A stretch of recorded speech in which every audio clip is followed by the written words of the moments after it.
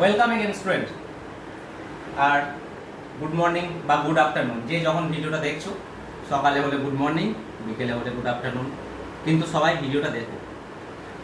আমি তোমাদের সবাইকে প্রথমে অভিনন্দন জানাবো যে তোমরা খুব সুন্দরভাবে ক্লাস সকল স্যার ম্যাডামের ক্লাসগুলো করছো এবং সবারই উত্তর দিচ্ছ, সমস্ত হোমওয়ার্ক জমা দিচ্ছ, সেই জন্য তোমাদেরকে অভিনন্দন।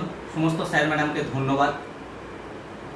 আমি তোমাদেরকে আগের দিনে পৃথিবীর বায়ুমণ্ডলের বিভিন্ন স্তর এবং তার উপাদানগুলি বলেছিলাম। আজকেও আমি তোমাদের বায়ুমণ্ডলের কিছু অংশ বলবো। তোমরা বায়ুমণ্ডলে যে পোর্শনটার উপর রয়েছে সেটা হচ্ছে, আমি আজকে তোমাদেরকে বলবো যে পৃথিবীতে আগত সৌররশ্মি বা ইনসুলেশন কাকে বলে এবং তার দুটো পার্ট, অ্যালবেডো আর কার্যকরী সৌরবিকিরণ বা ইফেক্টিভ সোলার রেডিয়েশন কি, গ্রিন হাউস বা সবুজ ঘরটা কি, আর গ্লোবাল ওয়ার্মিং বা বিশ্ব উষ্ণায়ন কাকে বলে। বিশ্ব উষ্ণায়ন প্রসঙ্গে বলতে গিয়ে আমি তোমাদেরকে গ্লোবাল ডিওয়ার্মিংটাও একটু বলবো। খুব ইন্টারেস্টিং, তোমরা মন দিয়ে শোনো, কারণ তোমাদের প্রাত্যহিক জীবনের সঙ্গে এগুলো জড়িয়ে আছে, এগুলো প্রত্যেক দিন ঘটে, তোমরা লক্ষ্য করলেই বুঝতে পারবে এবং আমাদের বাস্তব জীবনের সঙ্গে এগুলো ওতপ্রোতভাবে জড়িত। প্রথমেই বলি ইনসুলেশন, তার আগত সৌররশ্মি কি। আগত সৌররশ্মি বা ইনসুলেশন বলতে বোঝায় সূর্য থেকে যে পরিমাণ শক্তি বা রশ্মি পৃথিবীতে এসে পৌঁছায়। দেখো এখানে দেখানো হয়েছে সূর্য থেকে প্রায় 200 কোটি ইউনিট বা একক শক্তি বিচ্ছুরিত হয়, কিন্তু এত শক্তি কি পৃথিবীতে আসে না। তার মাত্র 1 ভাগ বা 1 ইউনিট পৃথিবীতে এসে পৌঁছায়। এই 1 ইউনিটটাকে বলা হচ্ছে ইনসুলেশন, যার পরিমাণ হচ্ছে 12.3 ইন্টু 10⁻22 কিলো ক্যালোরি। এই পরিমাণ শক্তি পৃথিবীতে আসে। এই 1 ইউনিটটাকে বলা হচ্ছে ইনসুলেশন। তাহলে ইনসুলেশন কি? যে সূর্য থেকে আগত সৌররশ্মিকে বলা হয় ইনসুলেশন, যার পরিমাণ 200 কোটি ভাগের 1 ভাগ পৃথিবীতে আসে। এই 1 ভাগটাকে আমরা, এই 1 ইউনিটটাকে আমরা 100% ধরে নেবো, যে পৃথিবীতে আসছে এই 1 ইউনিটটা হচ্ছে 100%। তাহলে এই 100%র মধ্যে কতটা কাজ করে, কতটা কাজ করে না, মানে তোমাদের ভাষায় বলতে গেলে ইনকামিং আর আউটগোয়িংটা আমি তোমাদেরকে বলবো। সূর্য থেকে আগত সৌরশক্তির পৃথিবীতে যেটা আসছে সেটা যদি আমরা 100 ভাগ ধরে নিই, তাহলে এই ছবিটাতে বোঝানো হয়েছে, দেখো যে 34 ভাগ পৃথিবীকে কোনো রকম বায়ুমণ্ডলকে উত্তপ্ত না করেই সরাসরি ফিরে যায়, মানে যখনই আসছে তখনই ব্যাক করে যাচ্ছে। এই 34 ভাগটাকে বলা হচ্ছে অ্যালবেডো। এর কোনো কাজ নেই, এটাকে বাদ দাও। টোটাল যে পরিমাণ শক্তি পৃথিবীতে আসছে ক্ষুদ্র তরঙ্গ রূপে, সে তার মধ্যে 34 ভাগ তরঙ্গ সরাসরি পৃথিবী থেকে ফিরে চলে যাচ্ছে। তার কোনো রকম ভূমিকা নেই বায়ুমণ্ডলকে উত্তপ্ত করার ব্যাপারে, এটাকে বলা হচ্ছে অ্যালবেডো। তাহলে আর বাকি পড়ে থাকছে কত? 66 ভাগ। এই 66 ভাগটাই হচ্ছে কার্যকরী, যেটা বায়ুমণ্ডলকে উত্তপ্ত করছে। তাহলে 66 ভাগ বায়ুমণ্ডলকে উত্তপ্ত করছে তাকে বলা হচ্ছে ইফেক্টিভ সোলার রেডিয়েশন, আর এই 34 ভাগ যেটা বায়ুমণ্ডলকে উত্তপ্ত করছে না তাকে বলা হচ্ছে অ্যালবেডো। তাহলে অ্যালবেডো আর কার্যকরী সৌর বিকিরণ কি তোমরা বুঝতে পারলে।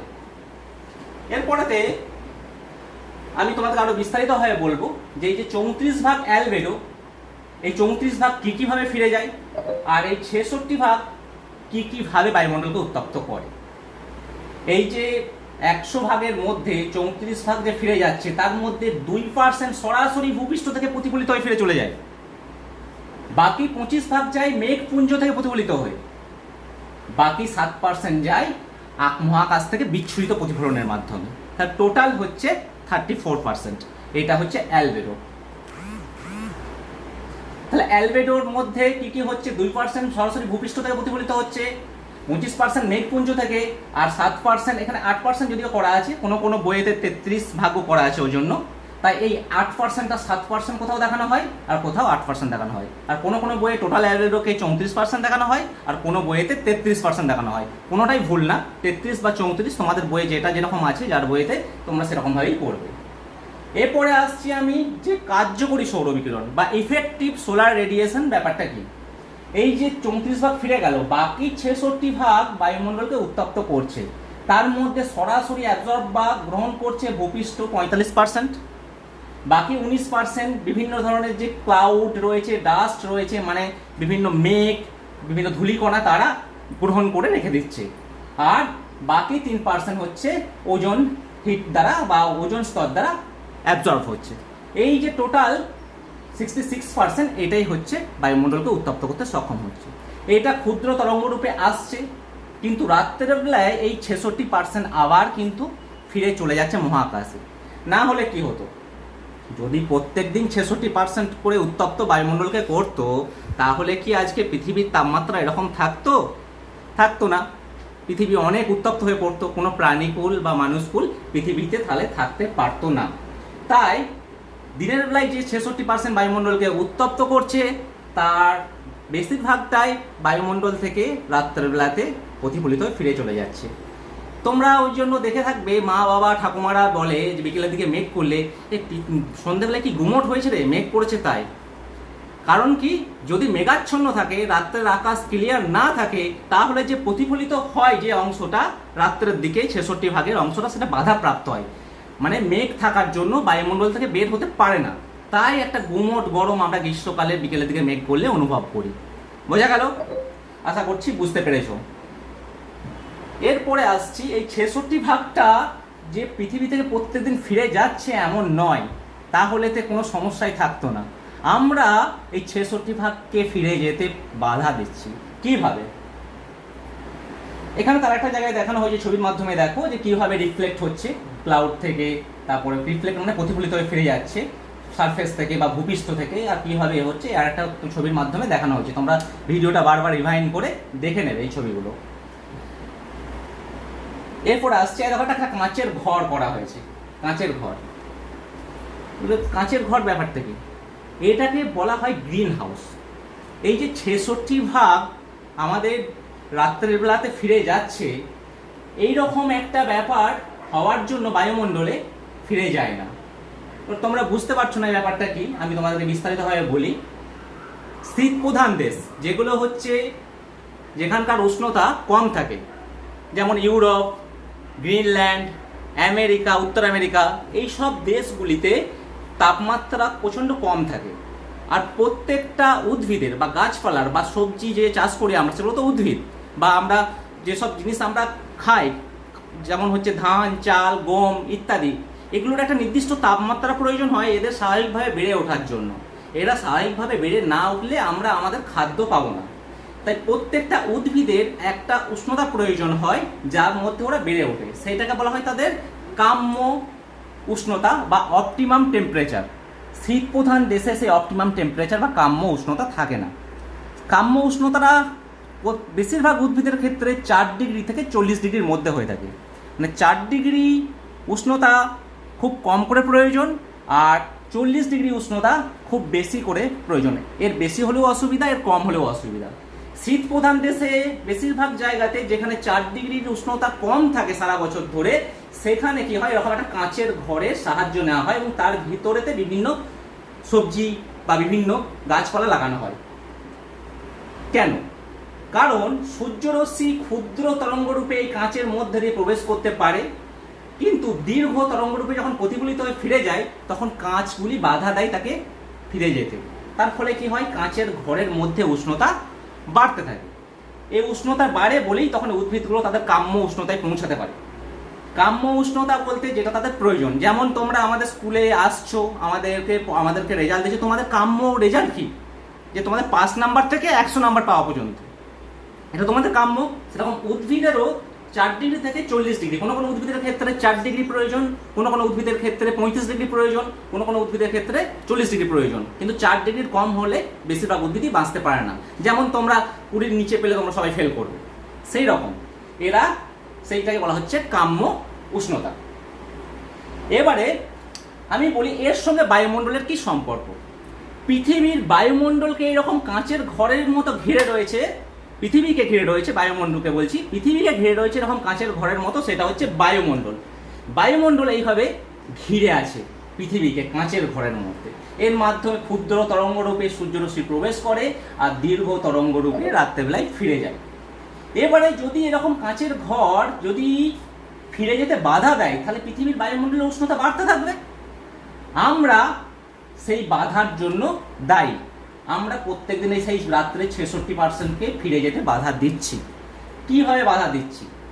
আচ্ছা, তোমরা বাড়িতে যারা মেয়ে তোমরা জানো, ছেলেদেরকেও বলছি, তোমাদের মাদেরকে জিজ্ঞেস করো যে একটা ফাঁকা হাঁড়িকে যদি গরম করা হয় একই উষ্ণতায় এবং একই সময় ধরে, আর একটা যদি জল ভর্তি হাঁড়িকে গরম করা হয় এবং দুটো যদি পাশাপাশি রেখে দেওয়া হয়, কোনটা আগে ঠান্ডা হবে?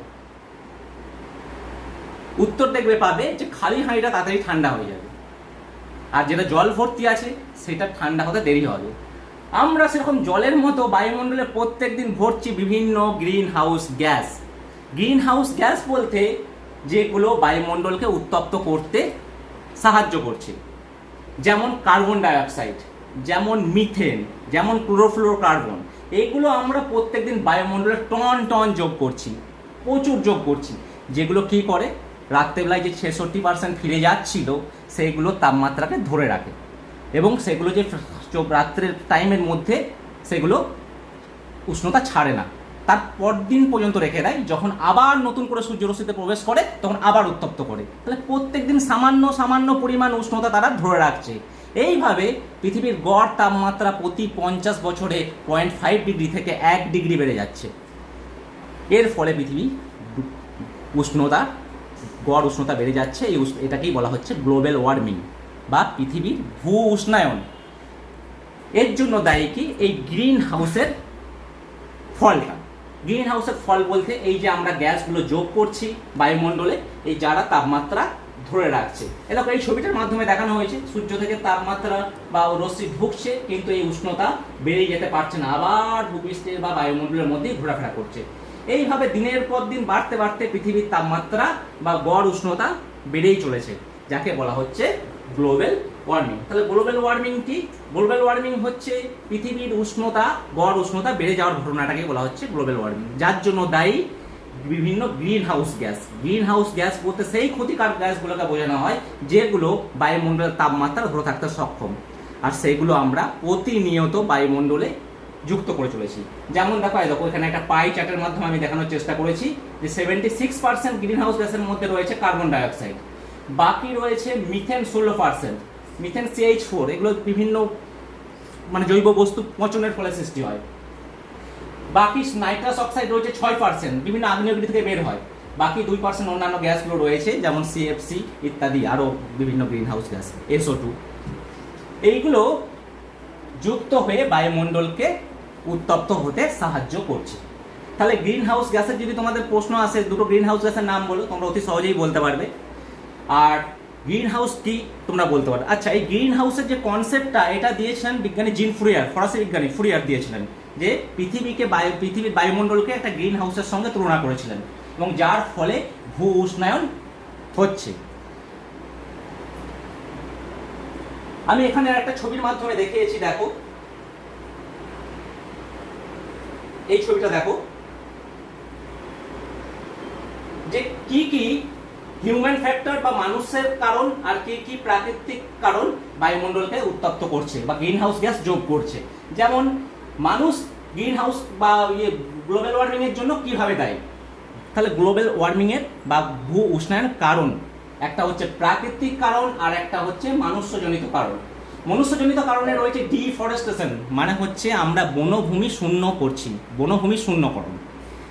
আচ্ছা, তোমরা বলো, আমরা যে কার্বন ডাইঅক্সাইড যেটা বায়ুমণ্ডলে দিচ্ছি সেটা কারা বেশি গ্রহণ করে?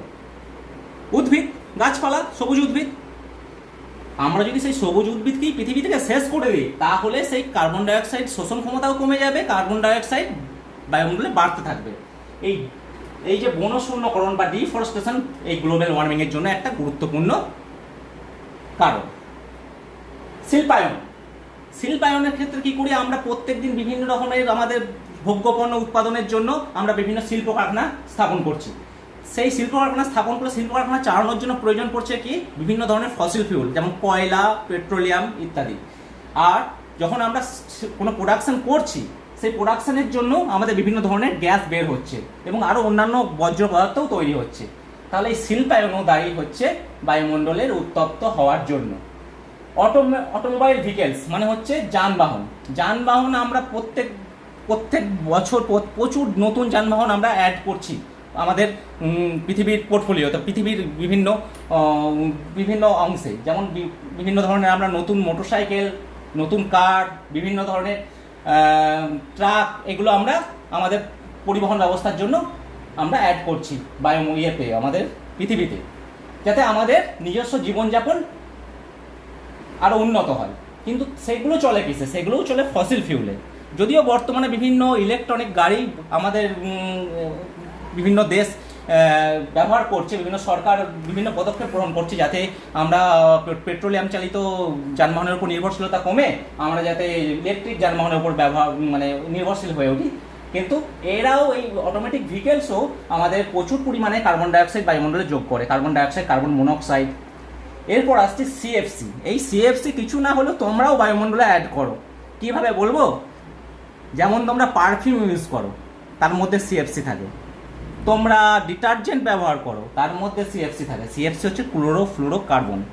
এটা খুব ক্ষতিকারক একটা গ্যাস, যেটা শুধু বায়ুমণ্ডলকে উত্তপ্ত করে না, ওজোন স্তরকেও, আমি আগের দিন তোমাদেরকে বলেছিলাম যে ওজোন স্তরে ছিদ্র তৈরি করতে সাহায্য করে। আমি কালকে একটা রিপোর্ট পড়ছিলাম আমার ফোনেতে যে ওজোন স্তরের নাকি ক্ষত অনেকটা রিপেয়ার হয়েছে এই লকডাউন পিরিয়ডে। এই রিপোর্টটা দিয়েছে IPCC, inter governmental panel on climate change বলে একটা সংস্থা আছে, যারা এই রিপোর্টটা দিয়েছে যে আমরা যে এখন শিল্প কারখানা বন্ধ রেখেছি, তার ফলে কি হয়েছে যে ওজোন স্তরটা অনেকটা মেরামত হয়েছে। যে অনেকগুলো ফুটো বিজ্ঞানী ফার্ম্যান আন্টার্কটিকায় আবিষ্কার করেছিলেন 1985 সালে, সেইগুলো ছিদ্রগুলো অনেকটা রিপেয়ার হয়েছে। এই সিএফসি হচ্ছে এমন একটা গ্যাস যার মধ্যে ক্লোরিন থাকে। গবেষণায় দেখা গেছে যে এক অণু ক্লোরিন প্রায় 10 লক্ষ ওজন পরমাণুকে ভেঙে দিতে পারে। তাহলে বুঝতে পারছো কী হারে এই ওজোন স্তরকে ক্ষতি করে সিএফসি। এরপর আসছে মিথেন, যেমন CH4, যেটা বিভিন্ন জৈব বস্তু পচে বা আমরা যেগুলো বিভিন্ন রকমের আমরা বাড়ির গৃহস্থলে আবর্জনা তৈরি করি, সেগুলো বিভিন্ন ভ্যাটে বা বিভিন্ন খারাপ জায়গায় ফেলা হয়, যেগুলো থেকে প্রচুর পরিমাণে জৈব বস্তু পচে গিয়ে বিভিন্ন ধরনের এই CH4 তৈরি হয়, মিথেন তৈরি হয়। এই মিথেনও প্রচুর পরিমাণে উষ্ণতা ধরে রাখতে পারে। এই যে 66% যে বায়ুমণ্ডল থেকে রাত্রে ফিরে যাওয়ার কথা, সেইটা ফিরে যেতে দেয় না এই CFC, CO2, মিথেন, এই ধরনের গ্যাসগুলো। তাহলে মানুষই বেশিরভাগ দায়ী এই বায়ুমণ্ডলের উত্তপ্ত হওয়ার জন্য। কারণ আমরা শিল্প বিপ্লবের আগে যে পরিসংখ্যানটা পেয়েছি পৃথিবীর গড় উষ্ণতা বাড়ার, আর শিল্প বিপ্লবের পর, মানে ইউরোপে যে শিল্প বিপ্লব হয়েছিল, তোমরা ইতিহাসে পড়েছো, ইতিহাসে স্যার ম্যাডাম তোমাদেরকে পড়িয়েছেন বা পড়াবেন, দেখবে যে শিল্প বিপ্লবের আগে, মানে শিল্প কারখানা স্থাপিত হওয়ার আগে আর শিল্প বিপ্লবের পর পৃথিবীর গড় উষ্ণতা বাড়ার হারটা বেড়ে গেছে। এরপরেও আসছে প্রাকৃতিক কারণ কী কী।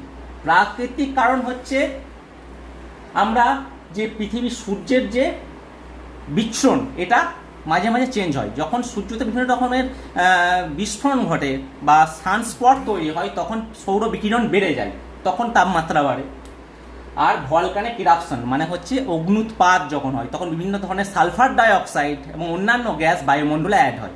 এটা প্রাকৃতিক কারণে অ্যাড হয় বা যুক্ত হয়, তখন সেইগুলো বায়ুমণ্ডলে উষ্ণতা বাড়াতে সাহায্য করে।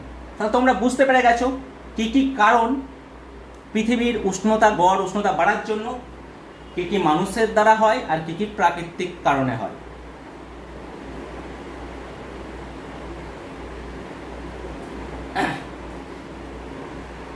এই ছবিটা তোমরা একটু দেখো, green house effect and global warming. আচ্ছা, এখানে তো আর একটা ভাবে দেখানো হয়েছে যে কীভাবে মানুষের দ্বারা গ্লোবাল ওয়ার্মিং হচ্ছে। যেমন হচ্ছে এখানে ছবি দেওয়া হয়েছে একটা গাড়ির, তার বিভিন্ন ধোঁয়া বের হচ্ছে। ওয়াটার পলিউশন, আমরা যে শিল্প কারখানাগুলো স্থাপন করেছি তার থেকে যে মানে ওয়েস্টগুলো বের হয়, যে বর্জ্যগুলো বের হয়, সেগুলো আমরা জলেতে যুক্ত করি, ওয়াটার পলিউশন করি। এবং ইন্ডাস্ট্রিয়াল ফ্যাক্টরি, যেখান থেকে বিভিন্ন ধরনের গ্যাস বায়ুমণ্ডলে যুক্ত করি। আচ্ছা, এই ওয়াটার পলিউশন সম্পর্কে তোমাদেরকে একটা তথ্য বলি যে যমুনার জল মানে নামা যেত না সেই জলের মধ্যে, এখন সেই জল একদম ক্লিয়ার, কারণ এই লকডাউন। তা লকডাউনের পজিটিভ দিক কিন্তু আমরা দেখতে পাচ্ছি। অনেক আমাদের অর্থনৈতিক ক্ষতি হচ্ছে, আমাদের দেশ পিছিয়ে পড়ছে, পৃথিবী পিছিয়ে পড়ছে, কিন্তু প্রাকৃতিক যে জায়গাগুলো রয়েছে যেমন জল, তারপরে বায়ুমণ্ডল, এগুলো কিন্তু ক্লিয়ার হচ্ছে, যেগুলো এখন যেমন গঙ্গার জল একদম পরিষ্কার। এই ওয়াটার পলিউশন এখন লকডাউনের ফলে একটু কমেছে। আচ্ছা, আরও অনেক যেমন হচ্ছে সলিড ওয়েস্ট রয়েছে, ডিফরেস্টেশন, এগুলো আমি বলেছি আগে। এরপরে এই জায়গাটা দেখো যে আমরা কিভাবে গ্লোবাল ওয়ার্মিং কমাতে পারি। কীভাবে কমাতে পারি? আমরা সোলার এনার্জিকে বেশি করে ব্যবহার করতে পারি। সোলার এনার্জি মানে সৌরশক্তিকে ব্যবহার করতে পারি। আমরা যে প্রত্যেকদিন এই চালাচ্ছি টিভি, তারপরে ফ্যান, তারপরে বিভিন্ন বাল্ব, এগুলো আসছে, এই বিদ্যুৎ আসছে কোত্থেকে? বিভিন্ন তাপ বিদ্যুৎ কেন্দ্র থেকে। আর তাপ বিদ্যুৎ কেন্দ্র চলে কিসে? হয় ডিজেলে, নয় কয়লায়। আর এই কয়লা ডিজেল পোড়ালে প্রচুর পরিমাণে কার্বন ডাইঅক্সাইড বায়ুমণ্ডলে যুক্ত হয়। তাই আমাদেরকে জোর দিতে হবে এই সোলার এনার্জি, সৌরশক্তি, জলবিদ্যুৎ ইত্যাদি অপ্রচলিত শক্তি, মানে যেগুলো আপনার প্রচলিত হয়নি, এইগুলো হচ্ছে একদম গ্রিন এনার্জি, মানে এগুলো থেকে কোনো রকম পলিউশন হয় না। আর জোর দিতে হবে কি, এরকম সাইকেলের ছবি দেওয়া হয়েছে, এরকম ইলেকট্রিক ভেহিকেলস, যেমন হচ্ছে ইলেকট্রিক কার, ইলেকট্রিক বাইকের উপর জোর দিতে হবে। রিসাইকেল মানে পুনর্ব্যবহার করতে হবে। যে সম্পদগুলো আমরা একবার ব্যবহার করছি সেগুলো প্রকৃতি থেকে, যেমন আমরা কাগজ তৈরির জন্য গাছপালা কাটছি, বাঁশ গাছ কাটছি, বিভিন্ন রকমের আরও গাছ কাটছি, তাহলে সেইটা না কেটে যখন পুরনো কাগজকে আবার পুনরায় ব্যবহার করতে হবে, রিসাইকেল করতে হবে। এরকম বিভিন্ন সম্পদ আছে যেগুলোকে পুনরায় ব্যবহার করা যায়। ওয়েস্ট ম্যানেজমেন্ট মানে আমরা যেগুলো ফেলছি, প্রত্যেকদিন আবর্জনা তৈরি হচ্ছে। তোমাদের বাড়িতে ধরো মাছ এলো, তার সঙ্গে পলিথিন হইলো মাছের সাথে, মাছের আঁশ কাঁটাগুলো তোমরা ফেলবে এমন একটা জায়গায় যেটা সহজে পচে যায়, আর তোমাদের পলিথিনগুলো ফেলবে এমন একটা জায়গায় যেটা সহজে পচে না। তাহলে দুটোকে আলাদা করে দিলে আমাদের পরিবেশের ক্ষতি কম হবে। আর গাছপালা কম কাটতে হবে, কম ফসিল ফিউল পোড়াতে হবে। গাছপালা কাটতে যেমন হচ্ছে আমরা মানুষ এতই আমাদের জনসংখ্যা বাড়িয়েছি যে আমাদের বসতি স্থাপনের জন্য এবং আমাদের নিজেদের চাহিদা পূরণের জন্য নতুন ঘরবাড়ি স্থাপন করতে হয় আর কারখানাও স্থাপন করতে হয়। তাহলে এইগুলো জায়গা পাবে কোথায়? এই জায়গা পাওয়ার জন্য গাছপালা কাটার প্রয়োজন পড়ে। গাছপালা কাটলে কি হয়? পরিবেশ থেকে কার্বন ডাইঅক্সাইড যে গ্রহণ করে সেই বা কার্বন ডাইঅক্সাইড যে কমে, সেটা হারটা কমে যায়। তাহলে এগুলোকে ভাবতে হবে সরকারকে এবং আমাদেরকে। আচ্ছা, এবারে আমি বলি তোমাদেরকে গ্লোবাল ওয়ার্মিংয়ের ফলাফল। গ্লোবাল ওয়ার্মিংয়ের ফলাফল বলতে গিয়েই তোমাদেরকে প্রথমেই যেটা আমার মাথায় আসে সেটা হচ্ছে পৃথিবীর উষ্ণতা বেড়ে যাওয়ার ফলে মেরু দেশে বরফ গলে যাচ্ছে। মেরু প্রদেশে যে উত্তর মেরু, দক্ষিণ মেরু বা গ্রিনল্যান্ড, আন্টার্কটিকায় প্রচুর পরিমাণে যে বরফ থাকে সেটা গলে যাচ্ছে। এর ফলে কি হচ্ছে? এর ফলে সমুদ্রের জলস্তর বেড়ে যাচ্ছে। সমুদ্রের জলস্তর বেড়ে যাওয়ার ফলে স্থলভাগের যে অংশ সেটা জলে ঢাকা পড়ে যাচ্ছে। স্থলভাগের অংশ জলে ঢাকা পড়লে প্রচুর অংশ বন্যা প্লাবিত হবে, মানুষের জীবনহানি এবং সম্পদহানি হবে। আর কি হয়? গ্লোবাল ওয়ার্মিং এর ফলে বিভিন্ন শস্যের উৎপাদন ক্ষমতা হ্রাস পায়। উৎপাদন ক্ষমতা হ্রাস হলে মানুষের খাদ্যের উৎপাদন কমে যাবে, সমস্যা তৈরি হবে। গ্লোবাল ওয়ার্মিং এর ফলে আর কি হয়? বাস্তুতন্ত্র ক্ষতিগ্রস্ত হয়। যে বাস্তুতন্ত্রের খাদ্য খাদ্য সম্পর্কের উপর ভিত্তি করে যেটা বাস্তুতন্ত্র চলে এবং প্রত্যেকটা প্রাণীর উপর নির্ভরশীল বেঁচে আছে, সেখানেতে ক্ষতিগ্রস্ত হয়। এইভাবে গ্লোবাল ওয়ার্মিং আরও অনেকভাবে ক্ষতি করে, বিভিন্ন ধরনের রোগের প্রাদুর্ভাব ঘটায়। দেখতেই পাচ্ছ এর আগেও অনেক রোগ এসছে পৃথিবীতে। তো গ্লোবাল ওয়ার্মিং হচ্ছে এমন একটা কারণ, তার ফলে যেগুলো ঘটছে সেটা আমাদের পৃথিবীকে এবং মানব জাতিকে অনেক পিছনে নিয়ে চলে যাবে। বিজ্ঞানীরা আশা করছেন যদি এটাকে থামানো না যায় তাহলে আগামী 50 বছরে পৃথিবীর গড় তাপমাত্রা 2 ডিগ্রি বেড়ে যাবে। তার ফলে একটা ভয়ঙ্কর অবস্থার সম্মুখীন হব আমরা তথা গোটা পৃথিবী, একটা মানব জাতি একটা ভয়ঙ্কর সমস্যার সম্মুখীন হবে। এর জন্য প্রয়োজন বেশি করে গাছ লাগানো, এর জন্য প্রয়োজন আমাদেরকে আরও সচেতন হওয়া, ফসিল ফুয়েল কম পোড়ানো। কিন্তু এর পাশাপাশি আর একটা মতবাদ, তোমাদের আমি প্রথমেই বলেছিলাম যে আর একটা মতবাদ বলবো যেটা কিছুটা আশার বাণী শুনিয়েছে বিজ্ঞানীরা। এটা হচ্ছে এই মতবাদের এগেনস্টে একটা মতবাদ, সেটা হচ্ছে গ্লোবাল ডিমার্মিং মতবাদ। এই মতবাদ অনুযায়ী কি বলছে যে পৃথিবীতে গ্লোবাল ওয়ার্মিং হচ্ছে, এটা কোনো নতুন ঘটনা নয়। পৃথিবীতে বিভিন্ন সময় এরকম গ্লোবাল ওয়ার্মিং হয়েছে। কিরকম না, আমরা বসবাস করছি একটা অন্তর্বর্তী বরফ যুগে, আইস এজ। বিজ্ঞানীরা বলছে পৃথিবীতে বিভিন্ন সময়েতে বরফ যুগ এসছে, আবার পৃথিবী উষ্ণ হয়েছে, বরফ যুগ চলে গেছে, আবার বরফ যুগ এসছে। এইভাবে 4টা বরফ যুগের কথা ওনারা বলেছেন, রিস, বুনোচ আর মিন্ডেল। এই 4টা বরফ যুগ পৃথিবীতে এসেছে। সুতরাং গ্লোবাল ওয়ার্মিং এ ভয় পাওয়ার কিছু নেই। এরকম বরফ এসছে, বরফ যুগ আবার চলে যাবে। আবার যেমন আমাদের এখন বরফ যুগটা এখনো শেষ হয়নি, কারণ এই গ্লোবাল ওয়ার্মিং এর বরফ যুগটা শেষ না হওয়ার একটা উদাহরণ দিয়েছে যে উত্তর মেরু এবং দক্ষিণ মেরুতে এখনো বরফ রয়েছে, সেটা সম্পূর্ণ ভুলে যায়নি। তাহলে গ্লোবাল ওয়ার্মিং যেটা চলছে এখন, সেটা এই গ্লোবাল ওয়ার্মিং মতবাদ অনুযায়ী নতুন কিছু না। তা সুতরাং তোমরা আজকে পড়লে ইনসোলেশন, তারপরে হচ্ছে অ্যালবেডো, কার্যকরী সৌর বিকিরণ, আর global warming, green house effect. তোমরা আমাকে হোমওয়ার্ক করে দেবে গ্রিন হাউস ইফেক্ট কি, গ্লোবাল ওয়ার্মিং এর কারণ ও ফলাফল, আর অ্যালবেডো কাকে বলে। গ্রিন হাউস ইফেক্ট কি, গ্লোবাল ওয়ার্মিং এর কারণ ও ফলাফল, আর অ্যালবেডো। এই প্রশ্নগুলোর উত্তর তোমরা আমাকে করে দেবে।